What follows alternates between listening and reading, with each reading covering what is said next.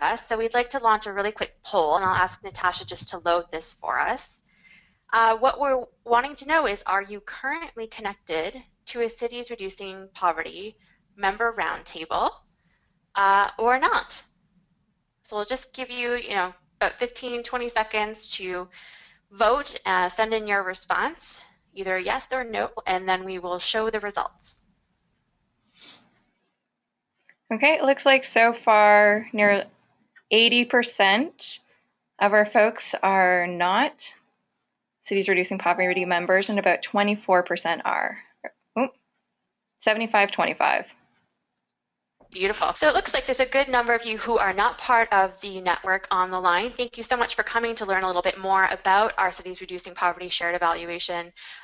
This is really kind of an example of a way to do shared measurement, and this webinar is less so kind of the general sense of how do you do it. So just going to the next slide, we do have a couple of downloadable materials in the handout section in your go-to control panel that I would encourage, especially those of you who are new to the idea of the network and our common evaluation, would encourage you to download these and potentially read them after the presentation today. There is a bit of a backgrounder on the Cities Reducing Poverty Common Evaluation Framework. There's an outline also on an aspect of our shared evaluation framework. Oh, just go back one more slide, Natasha. There we go. An outline about our Sustainable Livelihoods Framework, and then also a report on the first phase of our work in vibrant communities from 2002 to 2012, which Mark Cabaj is very much a part of, and then a report just on what were the learnings from that phase of the project. So moving on, just a bit of background around Cities Reducing Poverty. I know those of you who are already familiar will know that this work really started 13 years ago as an action learning experiment called Vibrant Communities, and the aim was to understand if a place-based approach could move the needle on poverty. And over 10 years of work, 13 trail builder partners, we call them, cities, worked to lift over 200,000 households out of poverty, which really kind of yielded the question then for us, if 13 cities can have such a huge impact on reducing poverty in Canada, then what was the potential impact if we scaled things up, right? And so the second phase of Vibrant Communities, known as Cities Reducing Poverty, came into being in 2012. And it's a collective impact movement with the aspiration to reduce poverty for 1 million Canadians through aligned poverty reduction strategies at the municipal, provincial, territorial, and federal levels, and through connecting 100 cities together who are doing that local work on the ground. So I'd like to move on and just introduce you to our guest speaker, our very good friend, Mark Cabaj. Mark is actually the former executive director of Vibrant Communities and the former vice president of Tamarack between the years 2002 and 2011. And Mark is now operating his own company from here to there consulting in Edmonton. Mark's current focus is on developing practical ways to assist groups to understand, plan, and evaluate policies and programs and initiatives that address complex issues. Issues and challenges like sustainable neighborhood renewal, poverty and homelessness, community safety, educational achievement, and health. And he's particularly focused on expanding the ideas and practice of developmental evaluation, which is a new approach to evaluation which emphasizes learning and design thinking in emerging and sometimes really fast-moving environments. So Mark has been consulting with us in Vibrant Communities as part of our Evaluation Wisdom Council for the past year. And on our Vibrant Community Shared Evaluation in particular. And we're really glad to have him here on the line today to talk with us about how we're going to be evaluating our impact across the country going forward. Welcome, Mark. Hi, Kirsty, Natasha. Hi, everyone. Thanks for having me. So diving right in. So Mark, I know before we get into the conversation about what this common evaluation framework looks like, I'm wondering if we can just take a step back for those people who are on the line who are new to this approach, or new members to the Cities Reducing Poverty Network, just to contextualize a little bit of what we're doing, because evaluation as a national network isn't new to Vibrant Communities. We've been doing this for a while, but there's certainly a lot of history that relates to the conversation today. Yeah, thanks, Kirsty. You touched a little bit on some important parts of the context in which we're working by speaking about the history of Vibrant Communities.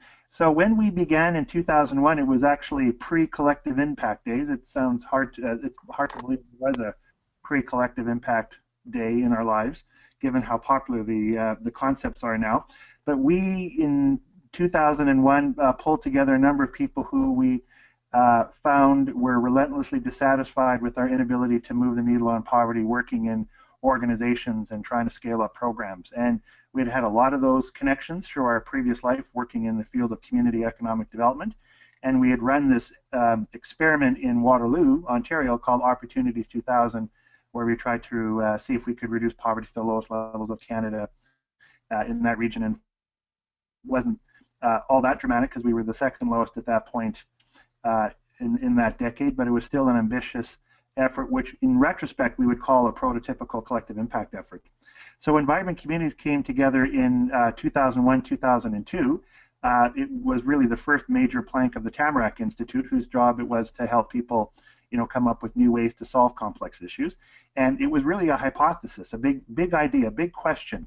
Could we reduce poverty with a new, more ambitious approach where we actually didn't know what it was? We didn't have our own frame of reference, but we came up with the following 5 principles. Could we shift from focusing on symptoms, individual symptoms, to comprehensive action on root causes? Could we move from working in organizational sectoral silos to multi-sectoral collaboration? Could we move from this idea that all one has to do is plan the work and work the plan and spun some kind of silver bullet, and shift into a learning and experimentation mode? And that was number 3, focusing on what was wrong with our communities to focusing on the assets we had to weave together to do something about poverty. And finally, the biggest one, could we move from a focus on alleviation of poverty to one of actual reduction to moving the needle? And so this is important, Kirsty, because when we got together, the it we were trying to evaluate was not yet clear. We had 5 principles, but we didn't know what they looked like in practice. We had a couple of case studies like Waterloo, but evaluation was designed primarily to help inform the development of what we would eventually call the VC model. So for 10 years, evaluation was used across the 13 sites. It was 15 at one point, to actually ask how are you manifesting these principles? What kind of results are emerging? What are your new insights? And are there any patterns emerging across those sites? And in fact, over the 10 years, every 2 or 3 years, we come up with a new series of reports. We found that patterns did emerge, and lo and behold, we far exceeded our original goal of helping 5,000 people exit poverty. To the final number assisted was, I don't have the precise number, but it was in the field of 180,000, with significant innovations in strategy at the programmatic level and at the systemic level. So, Kirsty, that's important, and you might want to ask a couple probing questions here, but Cities Reducing Poverty is built on what we learned on Vibrant Communities, how those 5 principles might work, which we would now might even call collective impact principles. Right. Thanks, Mark. Yeah. And those principles are still very integral to our approach now, particularly the fact that we are trying to not only alleviate poverty, but to actually reduce poverty. Exactly. I think what the idea was, the experiment was relatively successful. And even though while we were wrestling with how well we thought that experiment played out in terms of the evidence, way ahead of us, there was people already calling themselves Vibrant Communities and creating demand for a much expanded network beyond the 13. So Cities Reducing Poverty really was in response to a lot of local demand for other people to participate in this approach to poverty reduction, which is John Kanya, I'll steal one of his phrases from FSG, the Vibrant Communities model or approach wasn't really counterintuitive, but it was countercultural, in that people didn't operate that way, but simply framing it the way we did was really inviting and accessible to a lot of organizations and people working that way anyways across the country. So that, just to summarize that, Kirsty, phase 1 evaluation was used to inform the development of a rough VC model where we understood the general principles, we actually understood some common patterns of practice, and we also had a pretty good understanding where the practice diverged, because you can imagine all those different cities worked in very different contexts, and we were always wondering, what is the it of the VC model, and what parts have to be open to local variation?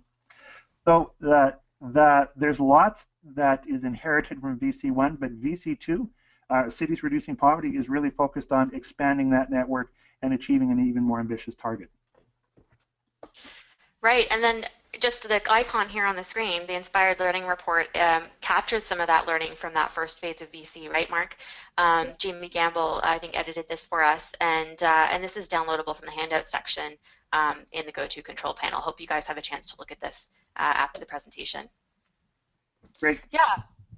So kind of moving forward, so cities reducing poverty now, which is the phase 2 of VC, it's undertaking a really complex evaluation still across what is now grown to be 45 diverse member roundtables, both in cities and regions throughout Canada. And I just wanted to note too that though the title of the network is Cities Reducing Poverty, it's not only cities who are our members. There are smaller towns, remote areas, regions even who are members of the network. So in terms of evaluating this diverse member network throughout the country and recognizing the fact that different members are at different phases or maturities in their journeys to reduce poverty, through the place-based approach, Mark, how do we understand who's using this evaluation? What are we trying to learn here, and why is it important? Yeah, thanks. Good questions, Kirsty. And these are the questions you asked were the ones that really helped us sort through how we wanted to evaluate vibrant communities from the beginning, and it's continued on with Cities Reducing Poverty. We're really adopting a utilization-focused approach to assessment, which means there's a million things you can measure. There's a million things that people might want, but in order to make this all coherent, we have to ask who are the primary users of this assessment and what are their primary uses, what questions do they have, and then to organize the evaluation design, including the shared measurement element of that around that. And lots of people actually don't begin with those questions, and therefore they just jump into shared measurement and tools, etc., and get lost in outer space, almost like that movie Gravity with Sandra Bullock. I have that image in my mind in lots of evaluation discussions. There's no container. Our container is really asking who are the primary users and what are their primary uses. Now, this is important because this evaluation framework is not primarily meant to be an evaluation framework for all of those very diverse programs, strategies, initiatives at the local level. And each of these cities involved in this network, of course, have a huge diverse range. Each of them requires their own sort of unique and customized evaluation approach. We're not really getting into that area. What we are doing is trying to create a framework where diverse communities from across the country can report in on their outcomes and their strategies in a way that is roughly consistent across these diverse contexts and helps with a couple of really critical questions. There's three of them, actually. So Kirsty, the first one, as you know, the network agreed, everyone in the member, that there was a campaign goal to move the needle on poverty for 1 million Canadians. So this is crazy ambitious, and we need some kind of instrument and data to help track progress towards that goal. We'll talk about how we're going to do that shortly. So that's number one. Are we making progress on the goal? Number two, we are working in diverse sites, and there's a tremendous opportunity for learning, just as there was in phase one. In fact, in Cities Reducing Poverty, it's even more possible to look for patterns across the site to see if anything is emerging that we should pay attention to, patterns or themes or big outliers. So, for example, in vibrant communities, we found that some communities were generating far greater results than others. And with that data, just from this common survey, we said, let's look under the hood of those communities and find out how and why, what might be the reason for that. So we did a bit of a deeper investigation, and we learned there was a combination of factors that the cumulative result was that they tended to have bigger outcomes. Number one, for example, was communities that had bigger outcomes also worked with really big, ambitious targets. They said, we're swinging for the fence. We're not trying to just help people exit poverty. We're trying to reduce the number of working poor families from 60,000 to 30,000. Those ambitious targets drove ambitious thinking. Number two, they had very diverse and high-profile leadership groups. People in multi-sectoral efforts often think we just need to get representatives from different sectors and that'll be enough, like some kind of formula. But who is brought? Their spheres of influence and how committed they are, etc. We found that high-profile committed leadership group was the second condition. The third one was an emphasis in their strategies of focusing on systemic changes rather than programmatic interventions. As we know, programmatic interventions are easy to put together, but it's the systemic one that move needles on things. And that was the third feature. So simply, Kirsty, having some data that said, hey, how come some of these, look at this bell curve, some of them are really generating outcomes. We looked at the outliers, and that gave us a sense of where to go look for deeper investigation, and we generated insights that were incredibly useful for the rest of the community. So that's number two. Number one, tracking progress towards goals. Number two, looking for patterns across site that might be useful for further investigation and generate insights on poverty reduction. So the third level is kind of more of a fuzzy level. This framework may or may not be useful in its entirety to all the different diverse communities. And just because they're dealing with such crazy diversity with initiatives at different stages of development, but we actually think there's two ways that contributing to this data at the national level for those first two purposes, which by the way, Kirsty, is good enough, right? That will just to achieve those two things, that's some measure of progress. But it can also have the spin-off effect at the local level. That design and the way it's framed in the survey could inform local organizations about strategies or ways of thinking about outcomes that might inform the development of their local strategy. If that makes sense to you, right? Simply saying, hey, we've got some good ideas. Here's how they're doing it at the national level. This may shape how we do our customized local work. That's number one. Number two, if one actually gets feedback from that national survey and says, hey, listen, here's our contribution to the national work. Here's how we measure up against our colleagues. Look how they're making changes in the following areas. We might be more, we might be less. Look at all the different kinds of strategies that they're unfolding.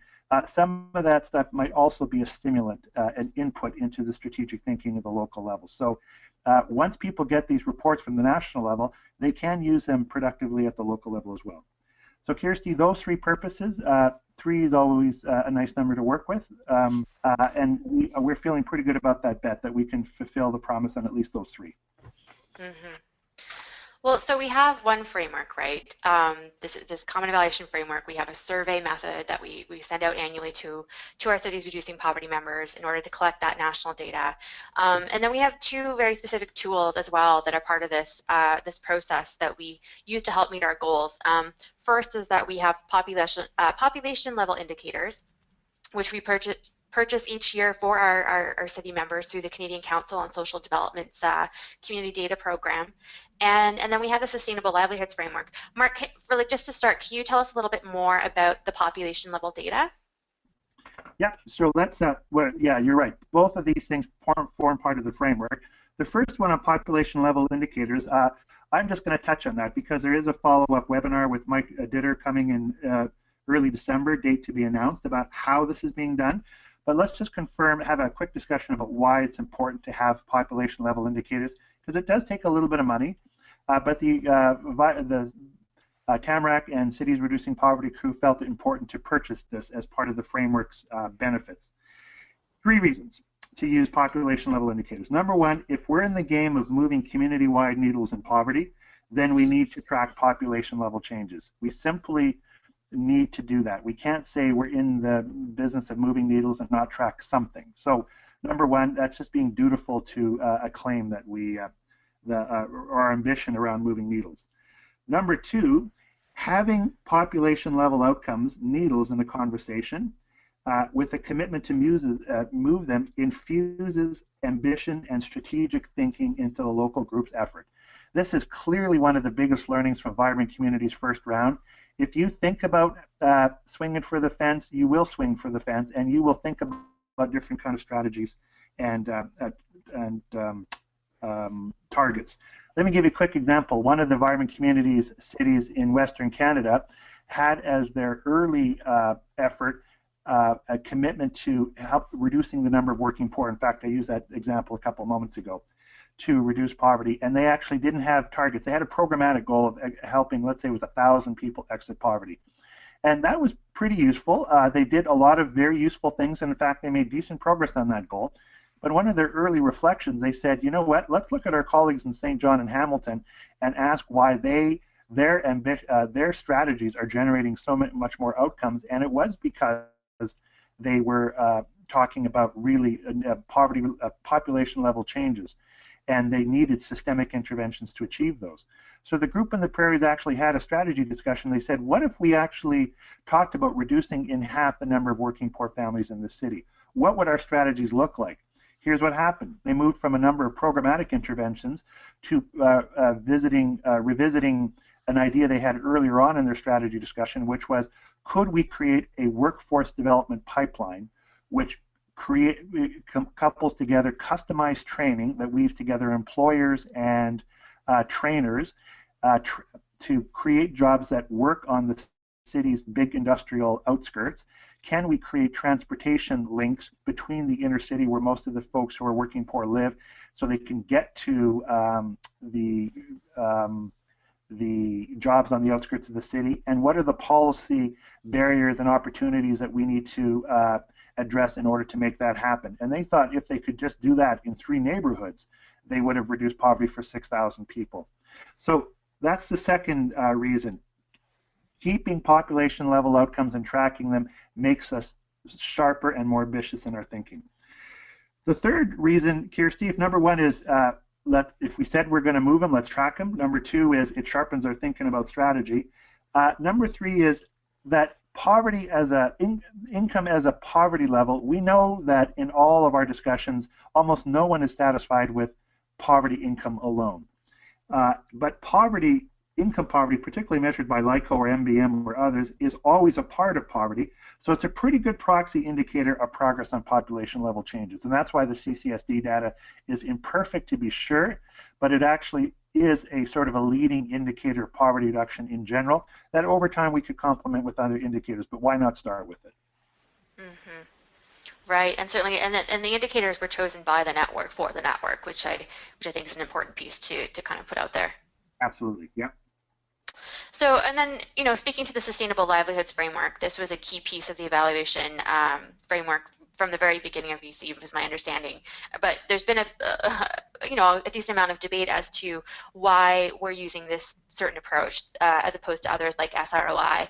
Mark, can you tell us a little bit about, give us the background as to why this was chosen and the brief theory as to how this will help us measure multiple kinds of progress in all of these different communities who are working at different levels of maturity?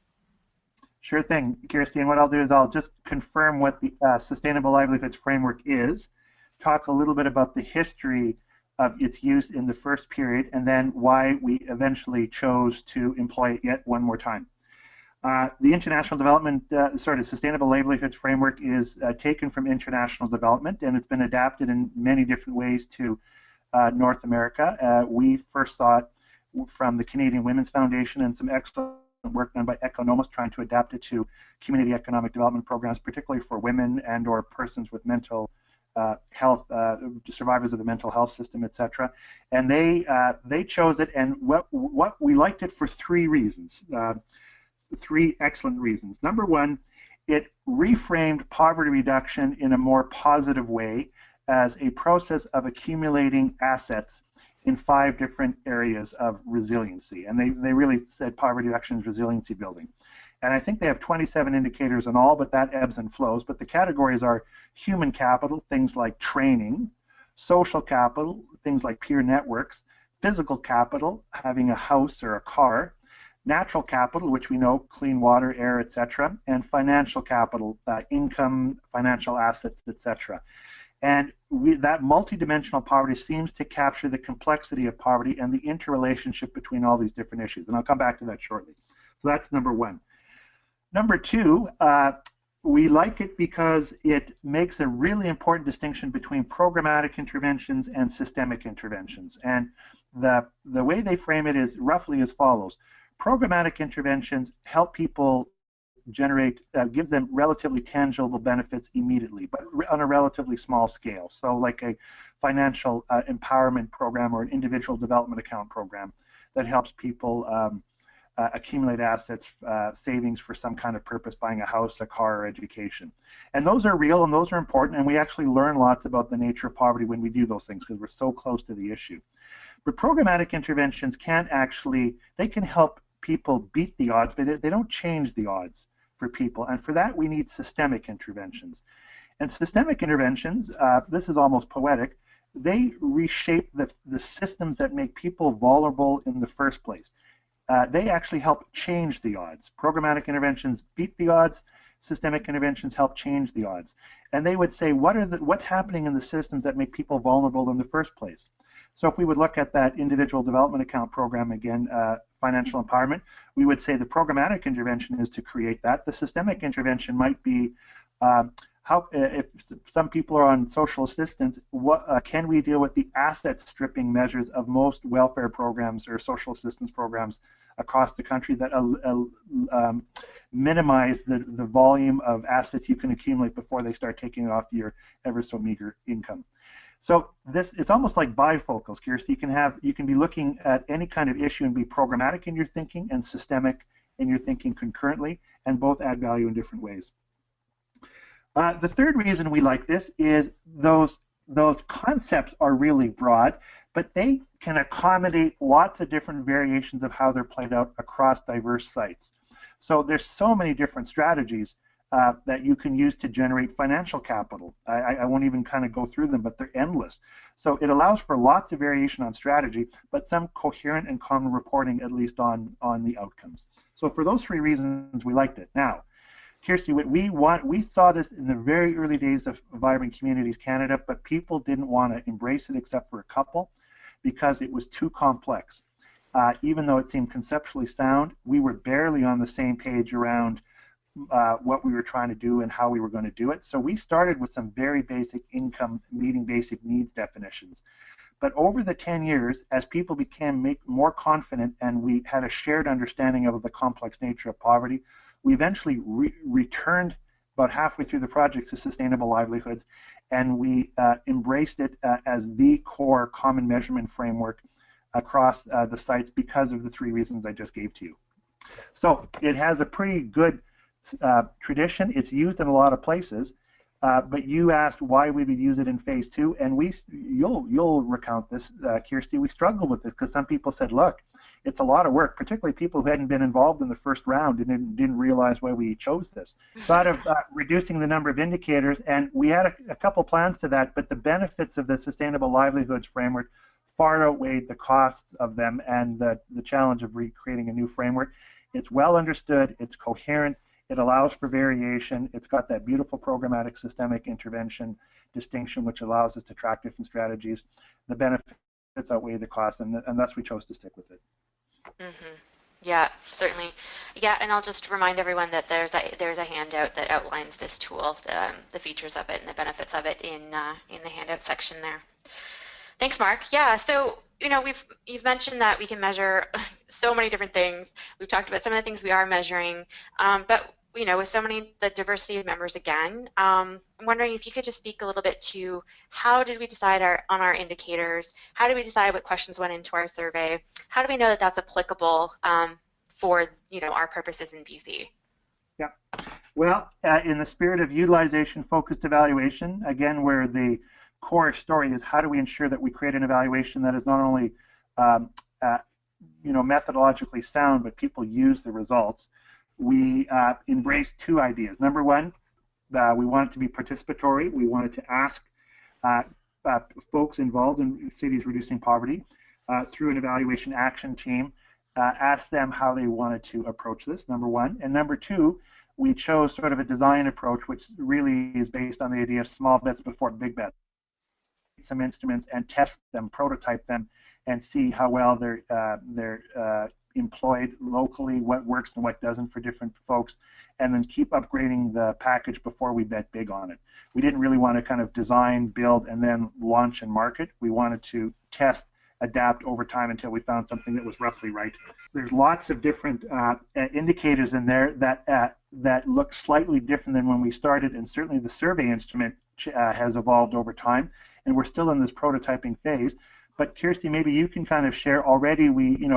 We're coming up upon some parts of the survey design that seem to work for people and other parts that don't work so well. Yeah, for sure. Natasha, if you want to go to the next slide. Here we have a couple of things that came up in terms of the feedback that we received about our survey prototype. And we collected this feedback through telephone interviews, asking people pointed questions about what their experience in completing the survey was like. Just an example of something that came up was, why are we asking a question about how many volunteers were part of your initiative this year, and how many volunteer hours did they contribute to your cause? And this is a question that it's good to look at this and evaluate, who likes it, who doesn't like it, who is it useful for, and kind of how do we assess whether it should belong in the survey or not. For example, we put it in there because Vibrant Communities has its own funders that we report to, and this is one of those specific questions that we need to answer. But of course, we want this to be applicable for the local sites. So there's that tension there. Some of the other things that came up in terms of the feedback was, should an individual from a member initiative be completing the evaluation in isolation, someone who's really familiar with evaluation and who has the information to report on? Or should this evaluation survey be brought to the attention of the roundtable and a group collectively be answering the questions to cut down on some of the subjectivity that an individual might answer with, and to make sure that we're not missing any information, since different people carry different information in their brains and are working at different levels of the poverty reduction initiative. And it's also, a question about things like trust. How do we measure trust? That's one of the questions that we had in the survey, and we're wondering about why are we asking that question and how is it important, in poverty reduction. Some of the other things that came back to us, and this will be relevant for the folks who will be completing, this revised survey next year, starting in January 2016. People came back to us and said it takes about an hour to 45 minutes to do our pre-interview survey, and then our telephone interview, in which we kind of dive into those questions or comments that you've dug out, some of those outcomes that you've reported on. And so far, everyone has said that the data they're collecting is fairly easy to collect. Some groups are already collecting it for their local initiatives, so that was really good to see as well. So your early feedback, and Kirsty, right now it's only been so far, I think, a half dozen sites, correct? Yeah, exactly. Yeah. So we'll be reaching out to some more folks to help us with this kind of prototyping testing phase before we launch next year. So really important early signals before one gets big. And Kirsty, we didn't chat about this, but I just recently saw a YouTube video, which many of the people on the line may have seen, but I just think is excellent for evaluation thinking about evaluation in general and shared measurement in particular, partly because shared measurement systems are time intensive and can be costly in terms on behalf of everyone's efforts. And that video is Building a Culture of Rapid Experimentation, YouTube video. And what they do is a real simple, nice look at a traditional way of designing something, which is sort of design and build, launch, market, sell, and then talk to users and see how it's going, to these little quick iterations of testing before you bet big. And long story short, sometimes the success rate in the final end may not change that much, but the volume of investment changes dramatically. So it's easier to get these things designed more quickly, more inexpensively by small bets before big bets. So I think the way the Tamarack team, the city's Reducing Poverty team, is unfolding this nicely reflects that design orientation to shared measurement. Mm-hmm. And I appreciate the team approach with, Mark, you being our consultant and advising us through this process, as well as our member cities who are helping us refine the survey. Right. So, I mean, in terms of the next steps, how do we assess the city's Reducing Poverty network in terms of, outcomes and moving forward? Well, the next step is, I think we're going to do just a bit more prototyping and testing, but then we're going to do a first full iteration of the survey, meaning we may change it in the next year. We're going to generate, try and expand it across all the different sites, generate as much data as we can, analyze the results of that, look for patterns, and then have a facilitated sense-making session with the city's Reducing Poverty members. And by sense-making, we mean kind of asking, so what, now what? So often, evaluations in general aren't used, partly because people think the act of generating data and putting them on tables is good enough and something magic will appear, or some tremendous insight. In fact, we actually have to roll up our sleeves and make sense of the data. So what is it saying to us? What is it not saying to us? And now what might be the implications for how we do our work? So we're going to be really deliberate about assessing, making sense of it and drawing it to decisions. We're also at that time, of course, going to do another review to say, look, on this scale, what worked well for whom and what context and why, because we know different people are going to have different experiences with that survey. We know there's going to be a lot of different storylines here. We want to understand that because we're going to have to iterate again. In all the Vibrant Communities 10 years, Kirsty, and we were that project was considered one of the better shared measurement collective impact evaluations in North America. We actually every year kept upgrading the evaluative approach. So it was never perfect. It was always being upgraded and adapted. So that's for sure what we'll do.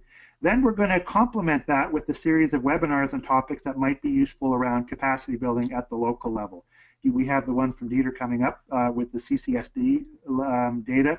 We'll talk about evaluating things at the systems and policy level and how to really manifest the sustainable livelihood as a core framework or a complementary framework for all the cities reducing poverty sites. So there'll be a strong capacity building webinar program. We're also creating some tools, the cities reducing poverty members are, that can be used above and beyond the seminars. And you've got a couple of, I think you may have mentioned a couple, Kirsty, but they include, a transportation policy framework, food security policy frameworks, income security frameworks, different ways of thinking about systems change. And all of those will be helpful for strategy, but they'll all have an evaluative component as well. So new resources to help live out those principles and ideas that we talk about in the webinars. So Kirsty, there's a lot going on. This is just the opening move of the Cities Reducing Poverty Network. It should and it better look different 8 or 9 years from now after we've got a number of cycles under our belt. But the only way to start on a complex issue is to start. And I think we've got a pretty good one here. For sure. It's absolutely an evolving process. And this has been great. I mean, I just to get the history and the context in which, where did this all come from and where are we at now? I think we know that evaluation is a tool for poverty reduction. We can use it to provide the insights that we need to make strategic, organizational, and programmatic decisions, right? It's really integral to leading any organization, program, or project for change.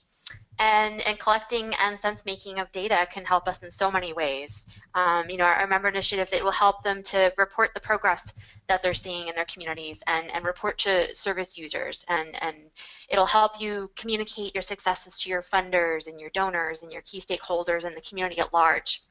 It can help you identify and build a case for poverty reduction and help gain local buy-in from local leaders like city councilors, mayors, and so forth, business community representatives, and it can help you it'll guide you to reflect on gaps or spaces where you can kind of tweak or make revisions to your program or project just to make it more effective and to run more efficiently. And the big one is, it'll indicate whether your theory of change or strategy is really working. You need information to compare and contrast to know if you're on the right path. So, and from VC's perspective, it helps us understand how close we really are to reaching our goal of connecting, 100 Canadian communities together to affect the lives of 1 million Canadians who are living in poverty. Yeah. So as Mark mentioned, we're absolutely committed to supporting our members every step of the way in completing the evaluation process next year. We will be launching it in early 2016 with a little bit more refinement to the tools. And we'll be providing you with those learning supports that Mark mentioned as well, like webinars and community of practice calls just specifically around topics of evaluation. One other additional thing that we're introducing into the membership for 2016 is the opportunity to connect with peer-to-peer mentors and professional coaches also around various topics related to poverty reduction, but also specifically evaluation. So really looking forward to learning more from our members about, what are the gaps right now for you or challenges in evaluating local outcomes and kind of how can VC support you in that. So with that, thanks, Mark. Let's move into our Q&A.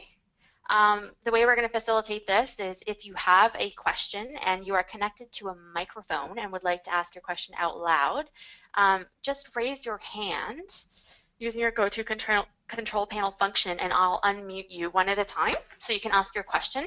Alternatively, if you are not connected to a mic, we'd be happy to take your question through the chat box. I can announce that out loud for Mark to respond to. We've got two approaches here to asking questions.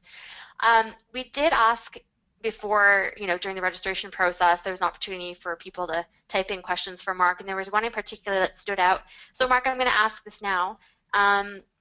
Is the Cities Reducing Poverty evaluation process in any way, shape, or form connected to, the provincial poverty reduction strategy and its indicators? It may, through accident, be connected to that one, and the reason is that framework is highly tailored to the provincial strategy in Ontario, which is very relevant, and it's but that situation is mirrored across the country. So there is sort of an implicit pattern of policies and procedures here in Edmonton with the new government here around poverty reduction. I don't know if there's a full-fledged strategy coming, but they have their own kind of way of thinking about it.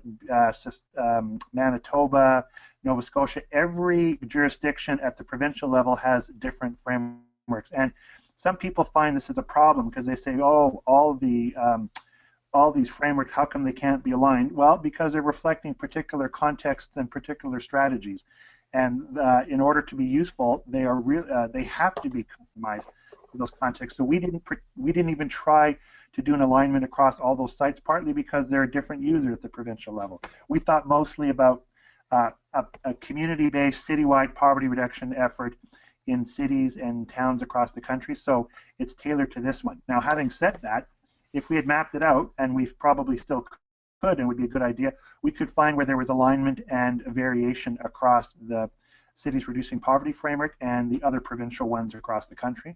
That might be useful, but in the spirit of utilization-focused evaluation, different users, different frameworks, different uses, that will dramatically improve the likelihood that they're used.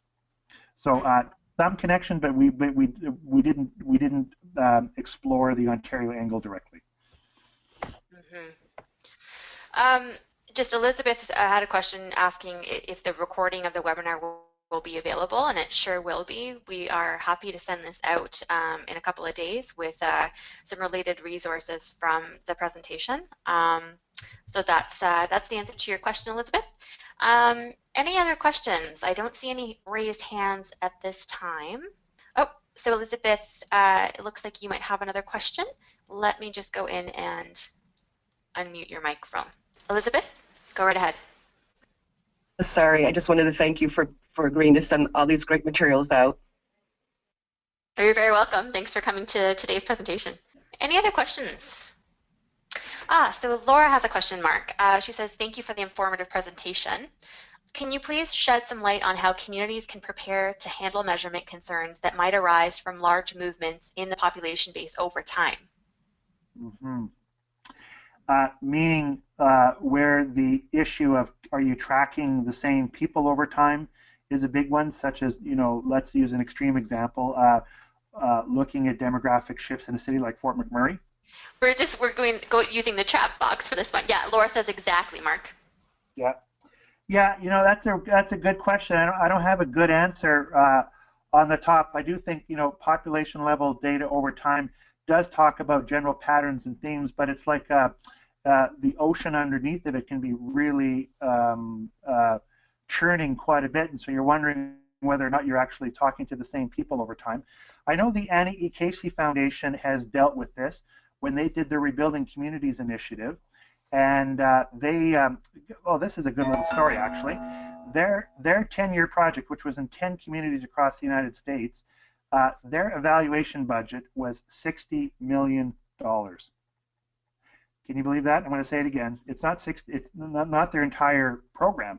The evaluation budget was $60 million, and they represent probably the best case study ever of how one would deal with that. And they came up with that amount of money, came up with the same kind of challenges, that there was a lot of churn in the neighborhoods in which they were working, and they drew some preliminary conclusions about what was and was not possible or should be reasonable to expect in those kinds of contexts, Laura. So what I'm going to do is right after this call, I'm going to see if I can locate the particular study where they spoke about this, but we have someone where money wasn't really the barrier. and they have some insights about how far you can practically go with that question. So we'll commit to trying to find that resource for you. And again, it was from the Annie E. Casey Foundation Rebuilding Community Initiative. They have a terrific website, so on lots of different issues, so do jump on theirs. But we'll see if we can be surgical and find the particular study that answers that question. Perfect. She says, thanks, Mark. So Mo has a question. Thanks for the presentation. Can you elaborate on the video you cited earlier? Yeah, again, it's a YouTube video. And you know what I can do, Kirsty? We'll also send this out, I guess, right after this call. How much time do we have after this call before you send out the materials? Well, usually it takes a couple of days just to get the video edited, so we could send it out early next week. Okay. Well, what I'll do is I'll bring that to you, and I'm going to admit I'm quite preoccupied right now with the prospects of using design thinking around evaluation. And many of you may have come to our Evaluating Community Impact workshops, and I'll give away one of the secrets there. I show a video of a very tight economic development program, a micro-lending program, and I ask people to evaluate it. And they often go crazy and come up with lots of indicators and judgments and insights and questions and tools to evaluate that program. And then I confirm that it was a fool's errand, because we actually didn't know who wanted what information when, on what topic, and why. And we acknowledged there was lots of potential users, and they would all want different kinds of things. And we also acknowledge that most people who want evaluative feedback are not all that precisely clear about their question, and have particular ways that they like feedback and data and methods. And if we're going to improve the chances that we design evaluations that are used, it's really important to think like a designer. Who wants it? What's the highest and best use of our time? What kind of methods would be most useful to this user? And so this design thinking revolution that's going on, one always has to be cautious with these things because parts of them are fatty, but I think it's got some real insights about getting in the head of a user and getting both you and the user testing small things before you bet big. I think it's really important for evaluation in general, and extraordinarily important for shared measurement, because I'm worried about people betting big on shared measurement systems where it takes years to develop, millions of dollars, and we might be generating data that people find may or may not be useful.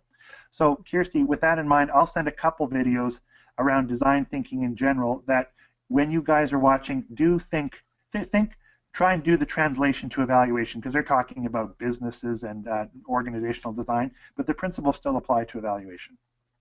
Yeah, that's great. Thanks, Mark. We do have another question here from Tricia. She's asking, what tips do you have for translating a conceptual framework into something that's more tangible for community providers? Good question.